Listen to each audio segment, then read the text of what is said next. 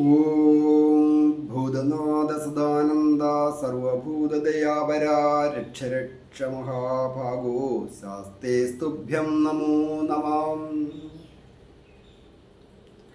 ഹരിതം T V ചാനലിലേക്ക് എല്ലാ പ്രേക്ഷകർക്കും സ്വാഗതം. ഇന്ന് വിചിന്തനം ചെയ്യുന്നത് വിഷുഫലത്തെക്കുറിച്ചാണ്. 2026 ഏപ്രിൽ 14 ഈ പ്രാവശ്യത്തെ വിഷു. മീനം രാശിയിൽ ശനിയും മിഥുനം രാശിയിൽ വ്യാഴവും നിൽക്കെ കൊല്ലവർഷം 1201 ആണ്ട് മേടമാസം 1, അതായത് 2026 ഏപ്രിൽ 14 ചൊവ്വാഴ്ച, ചതയം നക്ഷത്രം, കൃഷ്ണപക്ഷ ദ്വാദശി തിഥിയും സുരഭികരണവും ശുഭ്രനാമ നിത്യോഗവും ഒത്തുവന്ന ദിവസം. ഭൂമി ഭൂതോദയം കൊണ്ട് ആണ് മീനം രാശിയിൽ നിന്ന് മേടം രാശിയിലേക്ക് രവി സംക്രമണം നടക്കുന്നത്. രവി സംക്രമണം എന്ന് പറയുമ്പോൾ മീനം രാശിയിൽ നിൽക്കുന്ന ആദിത്യൻ മേടം രാശിയിലേക്ക് വരുന്നു. അതാണ് നമ്മൾ വിഷു ആയിട്ട് ആഘോഷിക്കുന്നത്. ആ സമയത്തെ അടിസ്ഥാനമാക്കി, അതായത് ആദിത്യൻ മേടത്തിലേക്ക് മാറുന്ന ആ സമയത്തെ അടിസ്ഥാനമാക്കിയാണ് ഈ വിഷുഫലം പറയുക. ഇത് മറ്റ് ഗോചരഫലങ്ങളെയോ ജാതക ഫലങ്ങളെയോ ഒന്നും അടിസ്ഥാനപ്പെടുത്തിയുള്ള കാര്യമല്ല. വ്യക്തിപരമായ കാര്യങ്ങൾ ഓരോരുത്തരുടെയും അറിയുന്നതിന് ടൈമും ഡേറ്റ് ഓഫ് ബർത്തും ഒക്കെ വെച്ചുകൊണ്ട് ജാതകം പരിശോധിക്കുവാൻ, അതായത് ഗ്രഹനില തയ്യാറാക്കി ജാതകം പരിശോധിക്കുവാനായിട്ടൊക്കെ നേരിട്ട് വരികയോ ഫോൺ വിളിച്ച് ചോദിക്കുന്നതിനും അവസരമുണ്ടായിരിക്കുന്നതാണ്.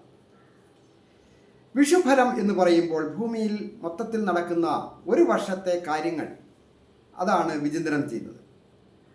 ധാരാളമായിട്ട് മഴ ലഭിക്കുകയും കൃഷിക്ക് അനുകൂലമായ കാലാവസ്ഥകൾ ഉണ്ടാകുകയും സസ്യലതാദികൾക്കും പക്ഷിമൃഗാദികൾക്കും വൃക്ഷങ്ങൾക്കും ഒക്കെ വളരെ അനുകൂലമായിരിക്കുന്ന ഒരു കാലാവസ്ഥയാണ് ഈ വിഷുഫലം കൊണ്ട് കാണുന്നത്.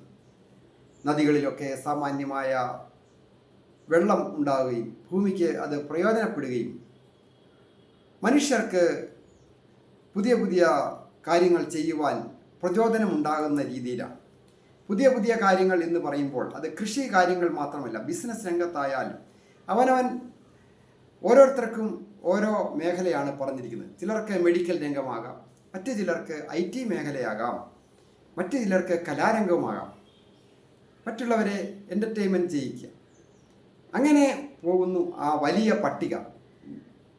ചിലർ സൈനിക വിഭാഗത്തിലാണ്, മറ്റു ചിലർ അർദ്ധസൈനിക വിഭാഗം. അന്നേരം കുറച്ച് പേര് എക്സ്പോർട്ടിങ് ഇമ്പോർട്ടിങ് പോലെയുള്ള കാര്യങ്ങൾ ചെയ്യും. അങ്ങനെയുള്ള കാര്യങ്ങൾക്കൊക്കെ ഇന്ന് പൂയം നക്ഷത്രക്കാരെ കുറിച്ചാണ് പറയുന്നത്. പൂയം നക്ഷത്രക്കാർക്ക് വളരെ അഭിവൃദ്ധിയും ഒക്കെ ഉള്ള ഒരു സ്ഥിതിയാണ് ഈ വിഷുവിന് ശേഷം കാണുന്നത്. ഇപ്പോഴൊക്കെ വളരെ ദുഃഖത്തിലും ദുരിതത്തിലും കഷ്ടതകളിലും നാശത്തിലും ക്ലേശത്തിലും മനോദുഃഖത്തിലും കടന്നു പോകുന്ന ഈ പൂയം നക്ഷത്രക്കാര് ഈ വിഷുവിന് ശേഷം ഉയർത്തെഴുന്നേൽക്കുന്നത് പോലെ, പെട്ടെന്ന് ഒരു പോസിറ്റീവ് ആകുന്നത് പോലെ നല്ല സുഹൃത്തുക്കളെ കിട്ടുകയും നല്ല പുതിയ സാമ്പത്തിക സ്രോതസ്സുകൾ കണ്ടെത്തുവാനായിട്ട് സാധിക്കും. ആദിത്യൻ്റെ ഏറ്റവും വലിയ പ്രത്യേകത എന്ന് പറയുന്നത് മേട രവി സംക്രമണത്തിൻ്റെ കാര്യം അടിസ്ഥാനമാക്കിയിരിക്കുന്നത് മേടം രാശിയാണ്. ആദിത്യൻ എന്ന് പറയുന്ന ആ പവർഫുള്ളായിരിക്കുന്ന ആ ഗ്രഹം ഏറ്റവും ശക്തി പ്രാപിക്കുന്നത്. ഏറ്റവും ശക്തി പ്രാപിക്കുക എന്ന് പറഞ്ഞാൽ ഉച്ചരാശി എന്നാണ് അതിന് പറയുന്നത്. ഉച്ചം, നീചം, മൂലത്രികോണം, സ്വക്ഷേത്രം, ബന്ധുക്ഷേത്രം, ശത്രുക്ഷേത്രം എന്നൊക്കെ ഓരോ ഗ്രഹത്തിനും ഓരോ രാശി ആണ് സൂചിപ്പിക്കുന്നത്. അതിൽ ആദിത്യഗ്രഹം ഏറ്റവും ശക്തി പ്രാപിക്കുന്ന ആ ഉച്ചരാശിയിലേക്ക് കടക്കുന്ന സമയമാണ് മേടം വിഷു. ആരോഗ്യം പൊതുവെ തൃപ്തികരമായി, ശ്രേയസ്സും യശസ്സും വന്നു ചേരും. വളരെയധികം ആൾക്കാർ പല രീതിയിലുള്ള രോഗാവസ്ഥകൾ കൊണ്ട് പൊറുതിമുട്ടി നിൽക്കുന്ന ആൾക്കാരുണ്ട്.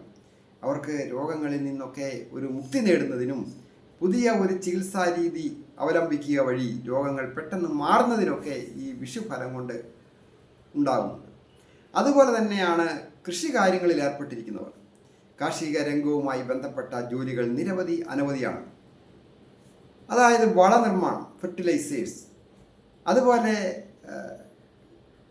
കൃഷി സ്ഥലങ്ങൾ ഒരുക്കുന്ന ജോലി, അവിടെ മറ്റ് വർക്കുകൾ ചെയ്യുന്നവർ, കീടനാശിനികൾ, അതുപോലെ തന്നെ വിളവ് ഉൽപ്പാദിപ്പിക്കുന്ന വിളവ് അത് വാങ്ങുവാൻ വരുന്ന ആൾക്കാർ, അതുകൊണ്ട് ഫുഡ് പ്രോഡക്റ്റ് ആയാലും മറ്റ് സുഗന്ധദ്രവ്യങ്ങളുടെ കൃഷികളൊക്കെ ആയാലും സുഗന്ധദ്രവ്യങ്ങൾ കൊണ്ട് ഗരം മസാല പോലെ മസാലകളൊക്കെ കൂട്ടുകളൊക്കെ ഉണ്ടാക്കുക, അങ്ങനെയൊക്കെ ഉള്ളവർക്കൊക്കെ വളരെ അനുകൂലമായിരിക്കുന്ന സന്ദർഭം. പൂജാദ്രവ്യങ്ങളുടെ നിർമ്മാണം, അതിനൊക്കെ, അത് മാത്രമല്ല സുഗന്ധദ്രവ്യങ്ങൾ എന്ന് പറയുമ്പോൾ ആയുർവേദത്തിൻ്റെ പ്രധാന ഒരു ഘടകം കൂടിയാണ്. അനവധിയായ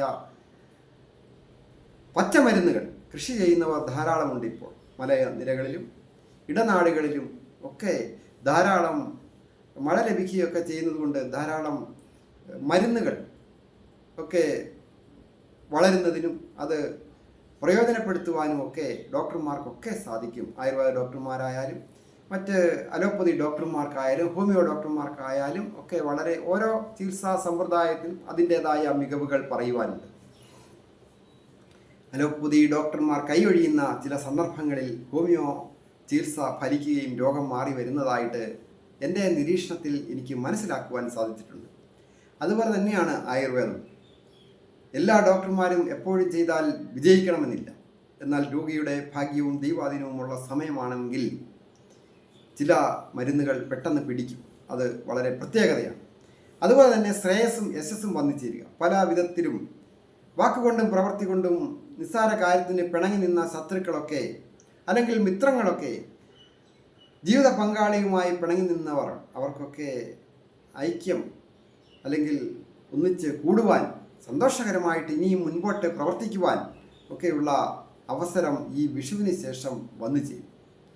നല്ല സുഹൃത്തുക്കളെ കിട്ടും. അതുപോലെ തന്നെ വാഹനയോഗവും ഗൃഹയോഗവും ഒക്കെയുണ്ട്. ഉള്ളത് പുതുക്കി പണിയുകയോ ഒക്കെ ചെയ്യുവാൻ നല്ല അവസരം, സാമ്പത്തികം വന്നു ചേരും. തൊഴിൽ വിജയങ്ങൾ വന്നു ചേരും. അവരവർ ചെയ്യുന്ന മേഖല ഏതുമാകട്ടെ, ഒരു ജോലിയും ചെയ്തിട്ട് വിജയിക്കുന്നില്ല എന്ന് വിചാരിക്കുന്നവർ കാലത്തിനും ദേശത്തിനും അടിസ്ഥാനപ്പെടുത്തി അവരവർക്ക് ചെയ്യാൻ പറ്റുന്ന ഒരു പുതിയ സംരംഭം ആരംഭിക്കൂ. ഈ വിഷുവിന് ശേഷം നിങ്ങൾ തീർച്ചയായും വിജയിക്കും. അത് വലിയ സാമ്പത്തിക നേട്ടങ്ങൾ ഉണ്ടാകും. വലിയ വലിയ വിജയങ്ങൾ എത്തിച്ചേരും. പുതിയ ബിസിനസ് മേഖലകൾ കണ്ടെത്തുവാനായിട്ട് സാധിക്കും. അതിന് ക്ഷമയും വിട്ടുവീഴ്ചയും അധ്വാനഭാരവും ഒക്കെ ആദ്യം വേണ്ടി വന്നേക്കാം. പിന്നീട് വലിയ സാമ്പത്തിക ശക്തിയായിട്ട് നിങ്ങൾക്ക് ഉയരുവാനായിട്ട് സാധിക്കും.